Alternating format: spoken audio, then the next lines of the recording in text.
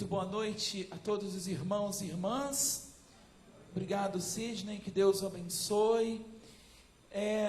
Quero mais uma vez expressar a minha alegria, a minha gratidão a Deus, de estar aqui com vocês mais uma vez e podermos juntos compartilharmos a santa e bendita palavra de Deus, porque Deus é bom e na sua bondade Ele fala conosco, porque a sua palavra nos liberta, a sua palavra nos cura, nos transforma, a sua palavra nos traz vidas.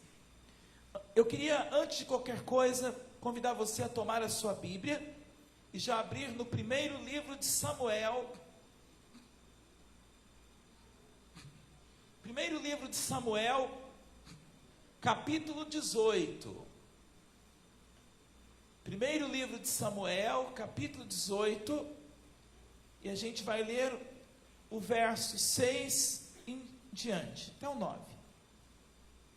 Capítulo 18, primeiro livro de Samuel, capítulo 18, a partir do verso 6, você que for encontrando, fique, nós vamos em pé fazer essa leitura destes versículos, depois nós ficaremos bem à vontade.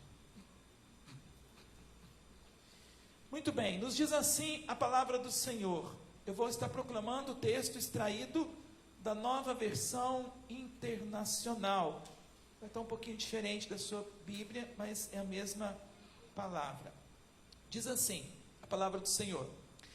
Quando os soldados voltavam para casa, depois de Davi ter matado um filisteu, as mulheres saíram de todas as cidades de Israel ao encontro do rei Saul, com cânticos e danças, com tamborins, com músicas alegres e instrumentos de 3 cordas. Enquanto dançavam, as mulheres cantavam. Saul matou milhares e Davi dezenas de milhares. Saul ficou muito irritado com este refrão e aborrecido dizia: atribuíram a Davi 10 milhares, mas a mim apenas milhares. O que mais lhe falta, senão o reino? Daí em diante daí em diante Saul olhava com inveja para Davi. Vamos orar? Senhor, muito obrigado, Senhor, pela tua palavra. Muito obrigado por podermos aqui proclamar a tua palavra e por podermos meditar nela, Senhor. Muito obrigado porque nessa noite o Senhor fala claramente aos nossos corações. Já falaste conosco através das músicas e orações aqui realizadas. E agora tu falarás conosco através da tua palavra pregada. Muito obrigado, Senhor, e nós pedimos, ajuda-nos a abrirmos o coração para que a tua palavra produza frutos em nós. É a oração que fazemos e gratos fazemos no nome de Jesus. Amém. Os irmãos podem ficar bem à vontade? Eu quero já pedir as orações dos irmãos. No mês de abril, nós vamos ter de 19 a 29 de abril, um projeto missionário na cidade de Natal, Rio Grande do Norte. Serão 10 dias de evangelismo, onde nós vamos estar visitando as casas, vamos estar indo nas escolas, possivelmente, vamos estar indo nas praças, fazendo todo o evangelismo, anunciando, testemunhando Jesus Cristo naquela cidade. Então que os irmãos lembrem de orar por nós. Eu quero agradecer mais uma vez aqui o nosso amado conselho aqui da igreja, bem como o nosso pastor Fernando. Quero agradecer aí toda a liderança da igreja que tem acreditado nesse trabalho, no trabalho que eu tenho tido a oportunidade de realizar pelo Brasil. Muito obrigado aos irmãos, que Deus continue abençoando. Essa igreja, ela faz parte do meu trabalho. Essa igreja, ela está junto, e onde quer que eu esteja, essa igreja é representada, porque ela tem sustentado este trabalho também. Eu louvo a Deus pela vida do nosso conselho, do nosso pastor, da nossa liderança, pela vida de cada um de vocês que estão aqui, porque a sua contribuição aqui, ela vai ser revertida em vidas, ela vai ser revertida em pessoas que terão a oportunidade de ouvir a palavra de Deus. Queridos irmãos, nesses últimos dias, quando eu digo últimos dias, meses, nós lá em Pouso Alegre temos feito algumas séries de mensagens expositivas de alguns textos bíblicos, e eu gostaria de compartilhar, eu e mais o pastor temos feito algumas mensagens expositivas, e nessa noite eu gostaria de compartilhar com você parte de uma dessas mensagens, falando sobre os reis de Israel, e eu queria falar um pouco sobre o rei Davi nessa noite. E eu gostaria de, após expor todo o texto, eu gostaria de, com você, extrair algumas lições que são primordiais para a nossa vida. Nós acabamos de ler um texto extraído do capítulo 18 de 1 Samuel, e este texto é muito interessante porque quando os soldados voltavam para a casa, depois de Davi ter matado um filisteu, se você olhar aí o início do capítulo 18, nós vamos ver que havia ali uma grande amizade entre Jonatas e Davi.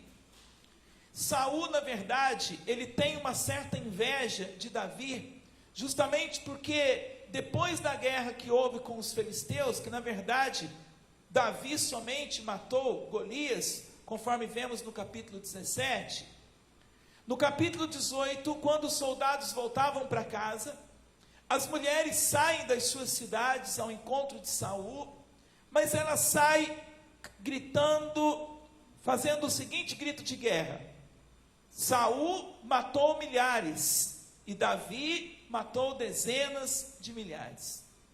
Quando Saul ouve esse grito de guerra das mulheres, ou essa canção que elas cantavam, Saul ficou muito irritado e ele dizia: atribuíram a Davi 10 milhares, mas a mim apenas milhares.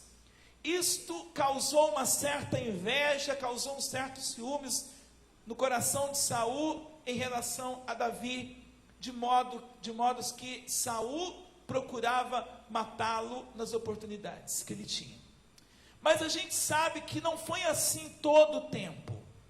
Saul era muito amigo de Davi, e nós vamos ver aí alguns textos que são interessantes para nós. É válido lembrar que Samuel, ele tinha 3 funções específicas. Samuel era sacerdote, era juiz e era profeta. E como juiz, Samuel participou, ele foi escolhido por Deus como juiz para participar desta transição entre os juízes e os reis de Israel. Porque quando nós olhamos para o capítulo 8 do seu primeiro livro, nós vamos ver que o povo rejeitou o governo dos juízes para ter um rei, para se igualar a outras nações. Quando a gente olha os primeiros versículos do capítulo 8, sobretudo o verso 2, a palavra de Deus nos ensina que depois que Samuel envelheceu, ele constituiu os seus filhos como líder, Joel e Abias. E eles eram líderes em Berseba, mas eles não andaram no mesmo caminho de seu pai, eles não serviram a Deus como Samuel servia. E quando chega no verso 5, aquele povo chega para Samuel e diz assim: olha, Samuel, os seus filhos não andaram nos teus caminhos.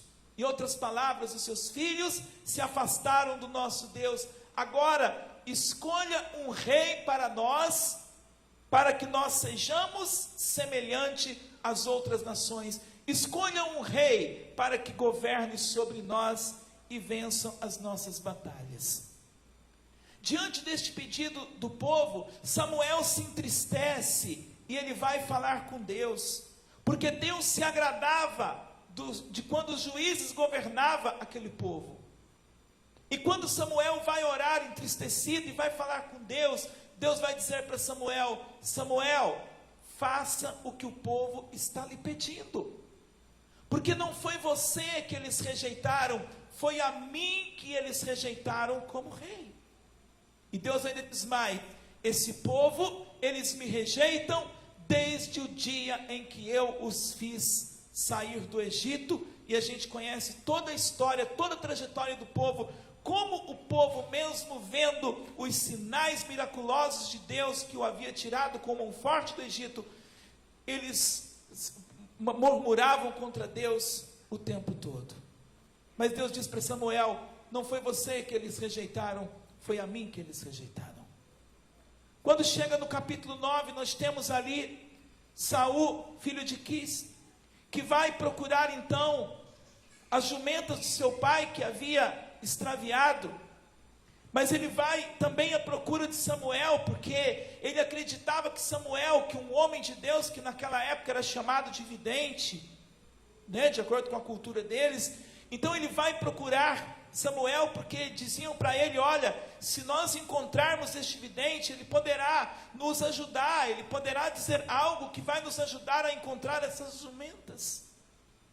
E quando ele encontra com Samuel, e Samuel vem ao seu encontro, Samuel conversa com ele, diz para ele: olha, hoje você vai comer comigo, hoje você vai participar do sacrifício comigo, porque Deus o escolheu para ser o rei de Israel. E Saul se encontra com Samuel, e quando nós chegamos no capítulo 10, Saul é ungido como rei por Samuel. Porém, o seu reinado, para que ele subsistisse, ele dependeria de que Saul fosse obediente à vontade de Deus. O reinado de Saul dependeria de que Saul estivesse no centro da vontade de Deus.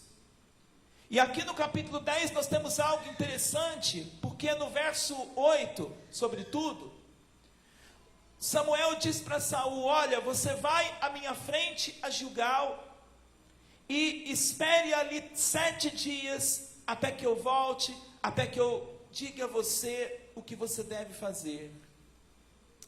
Muito bem, Saul é ungido como rei.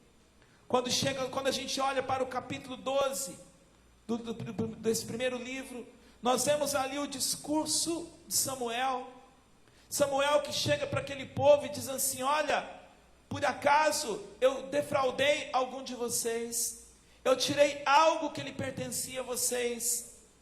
Eu agora estou velho e os meus filhos estão diante de vocês, mas Deus é testemunha de que eu agi com vocês com muita sinceridade. E aquele povo confirma: você nunca nos defraudou, você nunca tirou de nós algo que nos pertencia. E Samuel disse: Deus é testemunha disso. Mas quando a gente chega no capítulo 13, nós temos algo interessante. Saul reúne 3.000 homens, e 2.000 homens ficam com ele em Micmas e nos territórios de Betel. 1.000 homens ele manda que fique com Jonatas, e ali os outros homens ele manda para casa. E Jonatas, ali nos versos 3 em diante do capítulo 13, ele vai atacar o destacamento dos filisteus, e o ódio dos filisteus se agravam sobre Israel, e os filisteus se levantam para lutar contra os israelitas. Isso porque Saul mandou tocar a trombeta, para que todos os hebreus soubessem que o atacamento dos filisteus tinham sido atacado, e eles ficaram furiosos com os israelitas, e eles saem ao seu encontro. E nos versos 6 em diante do capítulo 13, o que nós percebemos? Que quando os filisteus se levantam para lutar contra Israel, os soldados de Saul ficam com muito medo. Eles se acovardaram, eles se esconderam, e Saul ficou desesperado. E é nos versos 9, desse mesmo capítulo, 8 e 9, do capítulo 13, Saul, ele faz algo que não lhe era permitido. Como Samuel estava demorando voltar, como ele não aparentemente não havia cumprido aquele prazo de 7 dias para Saul, ele manda trazer os sacrifícios de holocausto, e ele oferece aquele sacrifício a Deus. Só que ele não tinha autorização para oferecer sacrifício a Deus.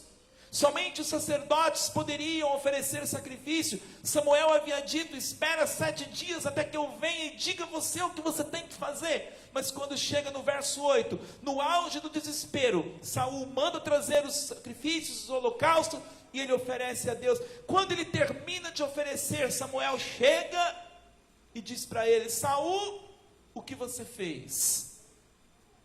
E ele vai contar toda a história. Olha, como você estava demorando, eu fiquei com medo, e então ofereci o sacrifício a Deus para que eu tivesse vitória e tudo mais. E Samuel vai dizer para ele: olha, Saul, o seu reinado, melhor dizendo, poderia ter sido confirmado hoje, mas você não obedeceu à ordem do Senhor, e por conta disso, Deus já escolheu um homem segundo o seu coração. E Samuel mencionava, ainda que não citasse o nome, mencionava Davi. Mas não foi só por isso que Samuel perdeu, que Saul, ou melhor dizendo, perdeu o seu reinado. Quando a gente olha para o capítulo 15, deste mesmo capítulo, deste mesmo livro, melhor dizendo, quando a gente olha para o capítulo 15, nós vemos o Senhor dando outra ordem a Saul, através de Samuel. Deus queria tratar com os amalequitas, e Deus então manda que Samuel diga a Saul: olha, Saul, reúna os seus homens, vá para a guerra e extermine todos quantos você encontrar, homens, crianças, mulheres, bois, ovelhas e tudo mais que você encontrar pela frente. Será que Saul obedeceu a ordem de Deus vinda de Samuel? Não. Ele reuniu os homens, ele foi para a guerra, mas ele poupou a vida do rei de Amaleque, dos amalequitas. Ele poupou a vida de alguns animais, de algumas ovelhas. E quando Samuel encontra-se com ele no Monte Carmelo, Samuel já estava ouvindo o barulho das ovelhas. E Saul chega para Samuel e diz: cumpri a ordem do Senhor, o teu Deus, cumpri o que ele me havia pedido. E Samuel pergunta: e que barulho de ovelhas é este que ouço? E Saul tenta dar uma explicação para Samuel: olha, Samuel, eu poupei a vida desses animais para oferecerem em sacrifício ao teu Deus. E Samuel vai dizer para ele: olha, Saul, tem o Senhor tanto prazer em holocaustos e sacrifício, quanto em que se obedeça a sua palavra, porque melhor é obedecer do que sacrificar. Melhor é obedecer do que sacrificar. E quando nós chegamos no capítulo 16, Saul já havia perdido seu reinado, o Espírito de Deus não estava mais sobre Saul. E o Senhor disse para Samuel: olha, vai à casa de Jessé, e você vai ungir aquele a quem eu escolhi para ser o rei de Israel. E Samuel vai dizer para Deus: Senhor, mas se Saul fica sabendo que eu ungi outro rei, ele vai me matar. E o Senhor diz para Samuel: não, você vai, leva alguns animais, e você vai dizer que lá em Belém, que você foi oferecer um sacrifício, e convida Jessé, convida a sua família para oferecer um sacrifício a mim, e eu lhe direi o que você deve fazer. E assim fez Samuel. Chega na casa de Jessé, convida. Quando as autoridades de Belém diz para ele o que ele estava fazendo, ele diz: não, eu vim oferecer um sacrifício a Deus. E então Jessé e 3 filhos vão participar do sacrifício. E durante aquele momento, Jessé lhes apresenta Eliabe. E Samuel pensou: certamente é este que o Senhor escolheu para ser o rei. Mas o Senhor diz para Samuel: não, você está olhando as aparências, você está olhando para a beleza. Deus vê o homem não como o homem vê. Versículo 7 do capítulo 16. Deus não vê o homem como o homem vê. O homem vê a aparência, mas Deus vê o coração. Jessé apresenta Abinadab, o segundo filho, Mas Deus diz, não, também não é esse. Jessé apresenta Samar, mas o Senhor diz, também não é esse. E assim, a Bíblia diz que vieram os 7 filhos de Samuel. A Bíblia não dá o nome dos filhos, dá apenas o nome de 3. Ou melhor, de 4 com Davi. Né? Mas Samuel pergunta, escuta, todos os seus filhos vieram? São estes somente que você tem? E Jessé vai dizer, não, tem um lá que está trabalhando no campo, ele está cuidando das ovelhas. Samuel diz, mande chamá-lo, porque nós não comeremos enquanto ele não estiver aqui. Então Davi chegou. Quando Davi chegou, Deus falou, é este, unge ele será o rei de Israel. Samuel unge Davi, e a partir daquele dia, daquele momento, a palavra do Senhor diz que o Espírito de Deus estava sobre Davi. E no capítulo dos versos 15 em diante, a Bíblia nos ensina que sempre o rei Saul era atormentado por um espírito maligno. E seus servos disseram a ele, olha, nós conhecemos alguém que sabe tocar flauta muito bem, mande chamar, é um filho de Jessé, porque enquanto ele tocar flauta, o espírito deixará de atormentá-lo. E assim o rei Saul mandou chamar Davi, e Davi tocava flautas divinamente, e quando ele tocava, aquele espírito maligno o deixava. E Saul ficou tão feliz com Davi. Davi tinha tanta habilidade, fazia tão bem o seu papel, que Saul pediu a Jessé que aquele menino permanecesse com ele, e ele se tornou o escudeiro de Saul. Então vocês percebem que havia uma grande amizade entre eles. Quando chega no capítulo 17, um gigante, Golias, afrontava o povo de Israel. O povo de Israel estava posicionado para lutar contra os filisteus. Davi estava no campo cuidando das ovelhas. Mas todos os dias aquele gigante afrontava o povo de Israel e dizia, olha, não tem sequer um homem de vocês que possa lutar contra mim. Por que vocês estão se posicionando? Não sou eu um filisteu? Venha um de vocês lutar comigo, e se vocês me vencerem, nós serviremos a vocês, mas se eu vencer, vocês servirão a nós. E essas afrontas vinham todos os dias, durante 40 dias.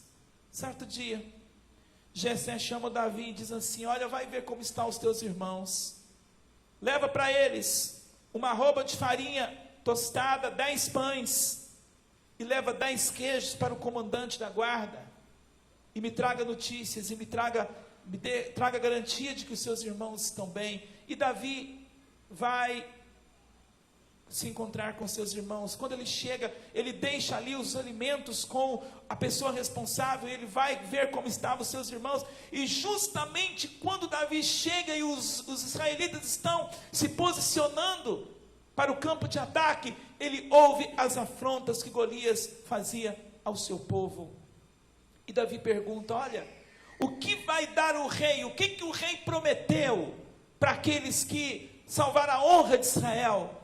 E eles diziam, olha, o rei vai dar a sua filha em casamento, o rei, a família cujo qual vencer, não vai ter mais que pagar impostos. E Davi diz, eu vou lutar com esse gigante, não por causa das promessas do rei.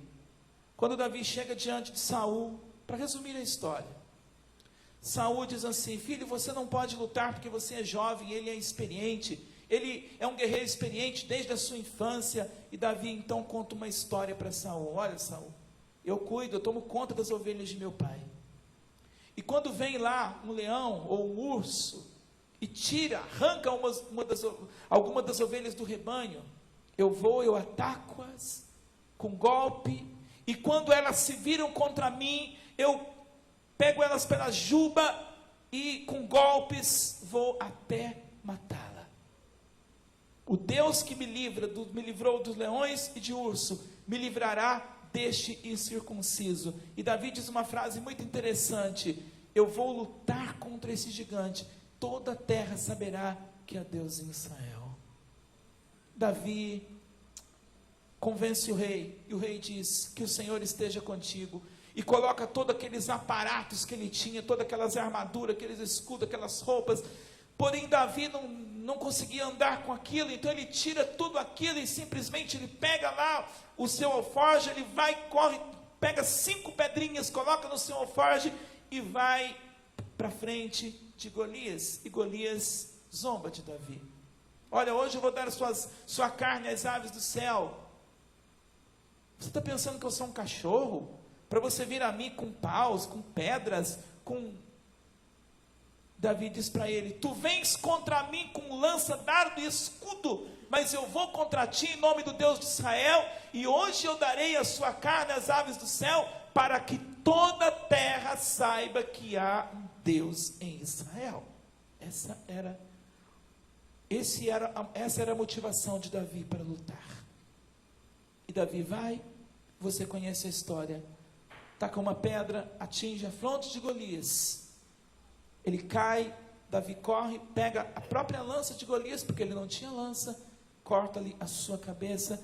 Os israelitas perseguem os filisteus e vão matando-os pelo caminho, e a vitória foi do povo de Israel. Queridos irmãos, quando olhamos para esta exposição da palavra de Deus, nós poderíamos tirar inúmeras lições. Eu poderia ficar aqui com vocês falando noite adentro, e nós teríamos muitas lições para aprender, mas eu escolhi apenas algumas que eu queria compartilhar com você rapidamente nessa noite. A primeira lição que nós aprendemos é que o verdadeiro cristão, ele não pode se igualar ao mundo. No versículo 5 do capítulo 8, a nação de Israel chega para Samuel e pede um rei, porque eles queriam se assemelhar às outras nações pagãs. Eles queriam se igualar às outras.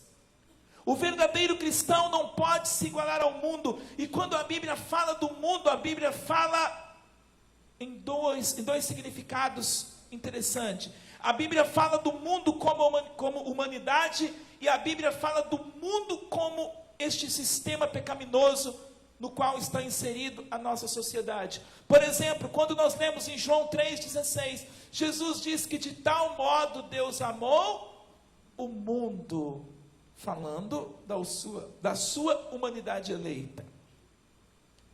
Mas, numa outra passagem, o Senhor diz que o mundo jaz no maligno.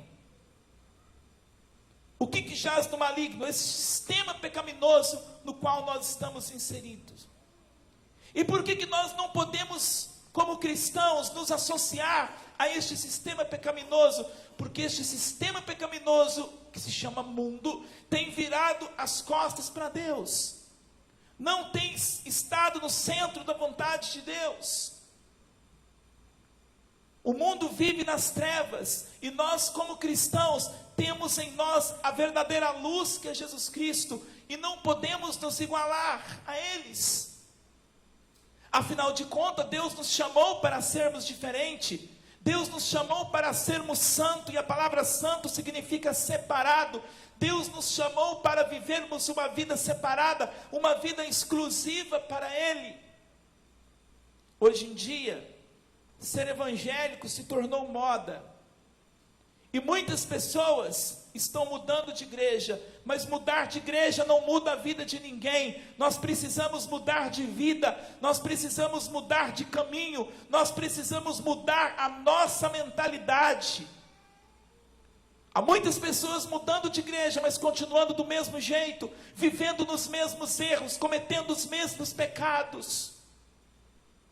Nós estamos nos aproximando da festa da carne, chamado o carnaval, nos próximos dias. Infelizmente, muitos morrerão. Infelizmente, muitos jovens se prostituirão. Infelizmente, muitas crianças indesejadas virão. O carnaval, que dura 4 dias, para muitos jovens terão consequência para os restos de suas vidas. E qual é o nosso papel como igreja, como cristão? Não é condenar, não é julgar, mas nosso papel é orar e pedir que Deus os livre, que Deus os guarde, que Deus ilumine as suas mentes, para que eles possam compreender qual seja a boa, perfeita e agradável vontade dEle para as suas vidas. Porque nesses últimos tempos, o pecado tem crescido, a imoralidade tem crescido. Nestes últimos tempos, o pecado tem se tornado o desejo de muitas pessoas. E nós, como filhos de Deus, precisamos desejar, buscar viver uma vida de santidade, vivermos uma vida separada para Deus. Precisamos ser santos no falar, no sentir, no agir. Precisamos ser santos nos nossos sentimentos, nos nossos relacionamentos. Precisamos ser santos se quisermos agradar a Deus. E não podemos nos igualar a este mundo. Em segundo lugar, nós precisamos estarmos no centro da vontade de Deus e obedecer os seus mandamentos. É interessante que Samuel deu uma ordem a Saul: você deve esperar 7 dias, não faça nada até que eu chegue. Mas Saul, ele não obedece e ele apresenta um sacrifício. Só o sacerdote poderia oferecer sacrifícios a Deus. Querido, nós precisamos obedecer a ordem de Deus. E como está difícil obedecer a Deus nos dias de hoje, porque nem sempre aquilo que Deus pede é o que nós desejamos. A nossa natureza é mal, a nossa natureza é marcada pelo pecado, e o que nós desejamos muitas vezes é fazer aquilo que desagrada a Deus. Quantas vezes nós oramos aquela oração modelo que Jesus nos deu do Pai Nosso, e nós muitas vezes dizemos: seja feita a tua vontade, mas no fundo o que nós desejamos é que a nossa vontade seja feita. Nem sempre a vontade de Deus é praticada por nós, pelas pessoas. E nós precisamos viver uma vida que agrade a Deus. Precisamos estar no centro da vontade de Deus, porque quando não estamos no centro da vontade de Deus, nós sofremos e causamos sofrimento para aqueles que estão à nossa volta. Quando olhamos para a história de Jonas, por exemplo, que Deus dá uma ordem que ele deveria pregar em Nínive, mas ele tenta fugir do Senhor e ir para Tarsis.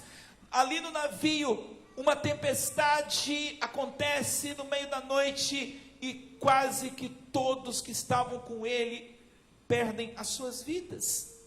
E a tempestade só se acalma quando ele é lançado fora daquele navio. Irmãos, quando nós somos abençoados, todos à nossa volta são abençoados, mas quando nós estamos fora da vontade de Deus, nós causamos sofrimento para aqueles que estão próximos de nós. Precisamos estar no centro da vontade de Deus, precisamos obedecer à voz de Deus, ainda que nós não entendamos o que Deus está nos pedindo. Há muitas pessoas fazendo sacrifícios inúteis. Há muitas pessoas fazendo muita coisa, cumprindo preceitos. Há muitas pessoas vivendo uma vida de religiosidade. Nós temos muitos religiosos hoje. Mas a palavra do Senhor diz que é melhor obedecer do que sacrificar.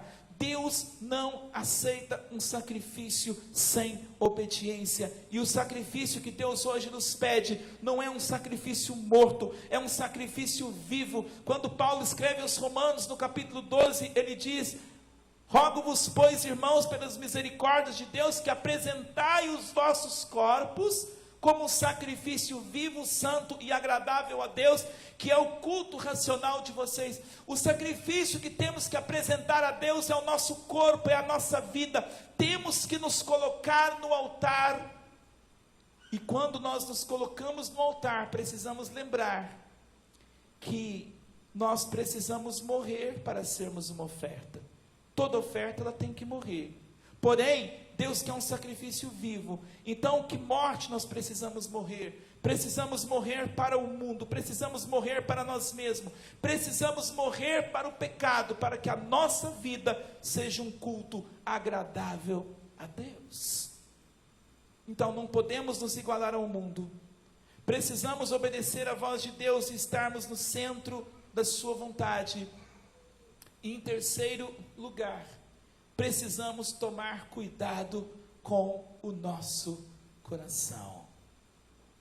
Quando a gente olha para o capítulo 16, e a gente vê Samuel ali com Jessé, vem o primeiro filho Eliabe, vem o segundo filho Abinadab, vem o terceiro filho Samar, e Samuel é tentado a pensar que era o primeiro, que era o segundo, que era o terceiro, porque eles tinham uma boa aparência, eles eram bonitos, eles eram sarados, mas Deus diz, não, não é esse para o primeiro, não é esse para o segundo, e não é esse para o terceiro. Querido, nós aprendemos aqui duas coisas importantes. Primeiro, o nosso coração é enganoso. Nós estamos vivendo hoje um tempo de máscaras. Muitas pessoas tentam mostrar umas para as outras algo que não são, algo que não vivem.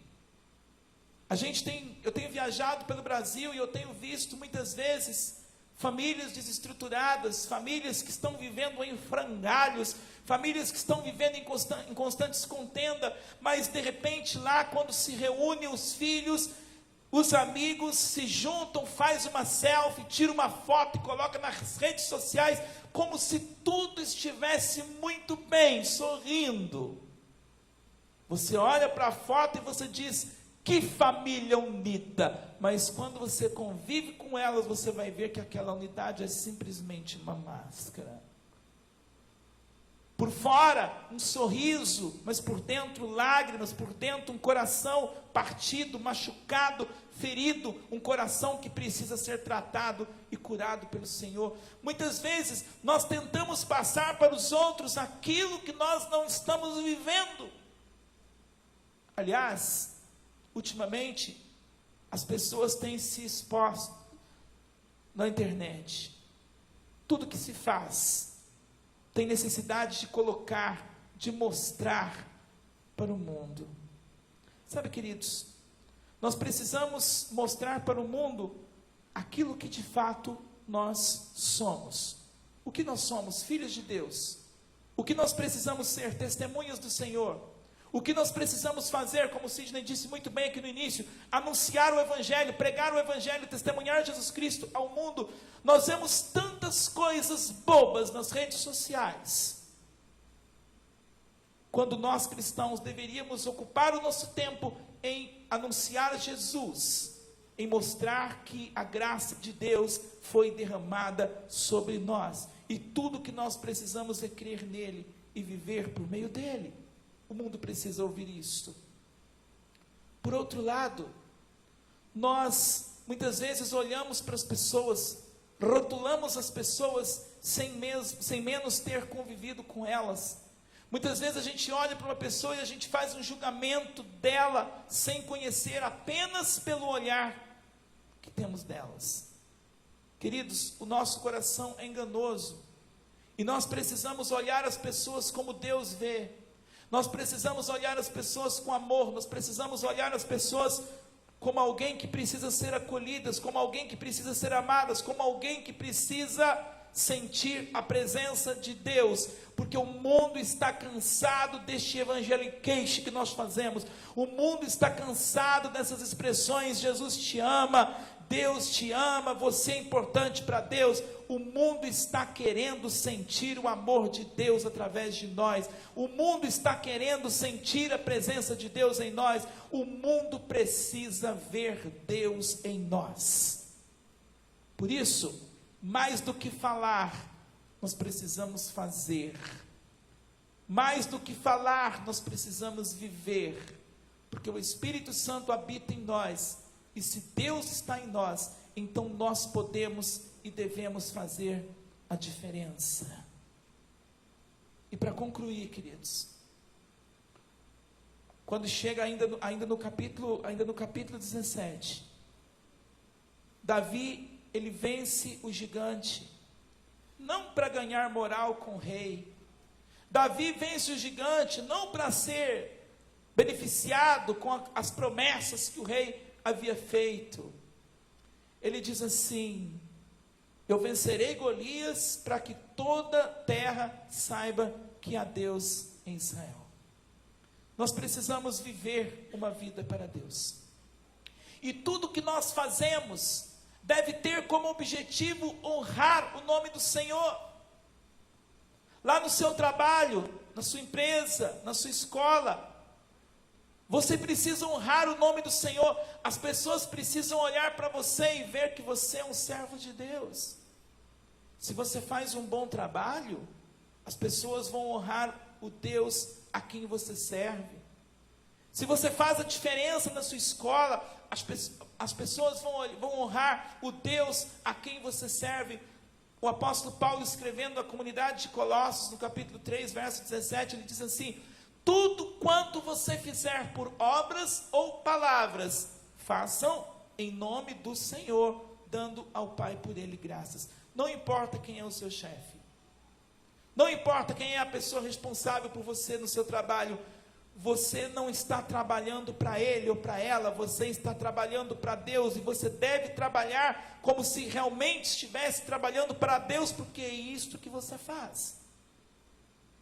Tudo aquilo que eu faço como servo de Deus, ou eu vou honrar a Deus, ou eu vou desonrar a Deus. Por isso, eu preciso ter como motivação para fazer o melhor, honrar a Deus.